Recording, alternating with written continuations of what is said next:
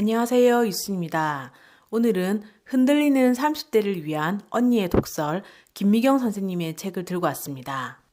이 책은 작년에 개정판으로 나온 책인데 제가 김미경 선생님을 너무 존경하고 좋아하는데 사실 선생님의 책을 사본 적은 한 번도 없었더라고요. 그래서 이번에 선생님 책을 한 3권 정도 주문해서 읽고 있습니다. 저는 선생님 책은 못 읽은 대신 애기 어렸을 때 2~3살 무렵부터 파랑새 강연 같은 거 다 인터넷에서 유료로 구입해서 듣고 도움되는 강연 내용 있으면 다 찾아서 듣고 그렇게 했거든요. 그렇게 선생님의 말씀을 영상으로 직접 들으니까 굳이 그때 당시에는 책까지 따로 봐야 되겠다라는 필요성을 잘 못 느꼈었던 것 같습니다. 근데 이번에 다른 책들을 사면서 선생님 책들도 개정판이 나와 있길래 개정판 책을 한번 사봤습니다. 다음에 김미경 선생님의 다른 책들 한 권씩 소개해 드릴게요. 오늘은 언니의 독설에 있는 남자 헐값에 사서 금값으로 키워라. 그 부분에 대해서 얘기를 한번 해보고 싶습니다. 남자를 고르는 건 주식 고르듯이 하면 된대요. 현재 상한가 치는 종목을 절대 사면 안 되고, 왜? 너무 비싸니까. 주식을 살 때는 현재 가치를 보는 게 아니라 그 회사의 미래 가치를 보고 사야 된대요. 그 회사의 CEO가 똑똑한 사람인가, 성장 가능성이 있는가. CEO의 건강도 물론 중요하고요. 성장 가능성이 있는 회사의 주식은 지금은 5만 원이지만 10년, 20년, 30년 뒤에는 50만 원, 500만 원으로도 뛸 수 있기 때문입니다. 주식 투자할 때 제일 재수없는 경우가 작전주에 걸리는 거라고 합니다. 남자들도 작전주 같은 사람들이 있대요. 차도 있고 오피스텔도 있고 명품으로 휘감고 다닌대요. 근데 가만히 보면 차는 형차를 가져온 거고 오피스텔도 삼촌 거고 직장도 별로인 경우가 많다고 합니다. 거기에 속아서 결혼하는 사람들도 있대요. 주식 투자에서 두 번째로 피해야 할 건 단기 투자라고 합니다.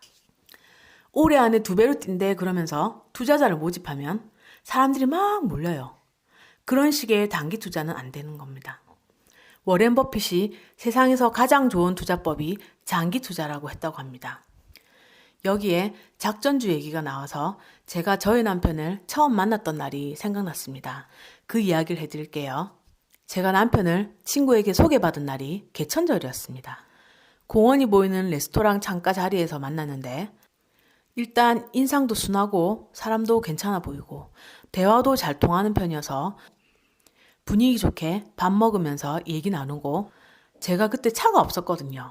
버스 타고 가면 1시간이 넘는 거리라 태워주겠다는 거예요. 그래서 평소에는 그냥 버스 타고 갈 텐데 그날 낮에 또 친구들이랑 등산까지 하고 갔어요. 너무 피곤한 거예요. 그래서 사양 안 하고 타고 가기로 하고 차가 있는 곳으로 갔습니다. 차가 주차된 곳으로 가서 차를 타려는데 남편이 차가 좀 상태가 안 좋다고 하더라고요. 앞범퍼가 찌그러져 있다면서. 밤이라 어두워 잘 안 보이기도 했고 그땐 그런 게 별로 대수롭지 않게 느껴졌었습니다. 내가 소개받은 이 사람을 오늘 만나고 또 만날지 알 수 없는 거고 솔직한 그런 모습이 더 좋아 보이는 것도 있었습니다. 괜찮다고 이야기하며 차를 탔어요. 근데 다음번에 만났을 때 밝은 날에 보니까 상태가 좀 많이 안 좋긴 하더라고요. 결국 남편은 그 차를 1달 정도 만에 폐차시켜야만 했습니다. 저 때문에 그런 건 아니고 차 상태를 보고 어머님과 가족들이 너무 걱정을 많이 하셨대요. 남편은 아직도 그때 그 차를 폐차시킨 걸 제일 안타까워합니다. 그 차가 겉은 그래도 안에 부속품들이 너무 좋다며 그런 말들을 하더라고요. 30살 때 현재 가치가 높아 보이는 남자는 작전주일 가능성이 있다고 합니다. 그 나이 때는 미래 가치, 즉 가능성만 있는 게 정상이라고 합니다. 2번째, 남자 고를 때 외모를 보지 마라고 합니다. 자기 남편이 예쁘고 사랑스럽게 느껴지는 건 긴 다리 때문이 아니라 그 남자의 하는 행동과 말이 예쁘니까 사랑스럽게 느껴지는 거다. 남편 하는 짓이 미우면 숟가락 들어가는 입도 때리고 싶다. 근데 남편 하는 짓이 예쁘면 아무리 못생겨도 자다가도 쓰다듬고 싶어진다고. 남편은 나와 피와 살을 섞고 온갖 인생 역정을 헤쳐나가는 사람이라고. 자그마치 60년이란 세월 동안요. 너한테는 어떤 힘든 일이 있어도 함께 잘해보자고 말하는 그런 남자. 밭을 일궈서 열매를 수확하는 부지런한 농부 같은 남자가 필요하다고 합니다. 내 땅을 함께 일궈갈 농부를 찾아야지 외모를 너무 많이 보지 말라고 하십니다. 셋째는 경제력. 여기서 말하는 경제력은 현재 그 남자가 가진 돈이 아니고 돈을 벌 수 있는 능력입니다. 선생님은 30살 때 돈이 있으면 정상이 아니라고 하셨습니다. 부모 돈이든 남의 돈이든 뺏어온 거라고. 남자가 가진 경제력은 돈을 벌 수 있는 능력, 세상 어디에 가든 잘 살 수 있는 생활력이라고 합니다. 그래서 처자식이 행복하면 그것 때문에 기쁜 사람이 바로 남편이고 아버지라고. 내 남편은 섹시한 남자가 아니라 남편이고 아버지인 거라고. 섹시한 남자는 밖에서나 좋아하지 안에서는 필요 없다고. 그리고 섹시한 남자들은 꼭 밖에서 자기의 섹시함을 확인하려고 한다고. 넷째는 성격을 봐야 한다고 합니다. 공과금도 잘 내는데 성격까지 좋아. 그럼 최고의 남자라고 합니다. 부부가 함께 땅을 일궈야 하는 결혼 생활은 무조건 착하고 성실해야 합니다. 따뜻하고 착한 남자가 좋은 겁니다.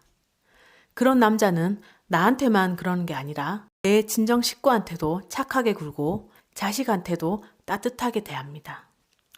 만약 결혼할 남자가 앞에 4가지 조건에 합당하다면 투자 가치가 전도 유망한 중소기업 CEO라고 보면 된다고 합니다. 30년 지나면 세상에 태어나서 가장 잘한 선택이라는 걸 알게 될 거라고 합니다.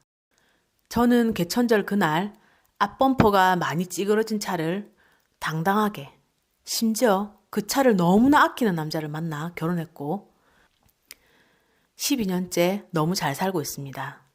김미경 선생님은 모름지기 부부는 파트너십을 가져야 한다고 하셨습니다. 서로의 꿈을 지원하고 밀어주는 파트너가 돼야 한다고.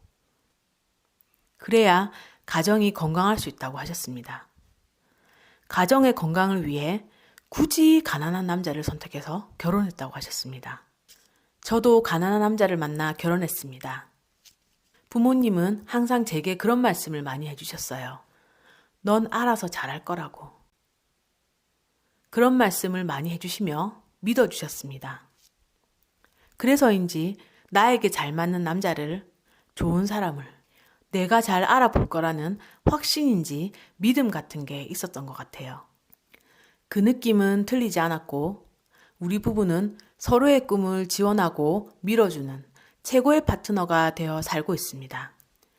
만일 30이 넘어 결혼할 남자가 나타난다면 다른 어떤 조건이나 상황보다 본인의 느낌을 우선해서 선택해 보셨으면 합니다.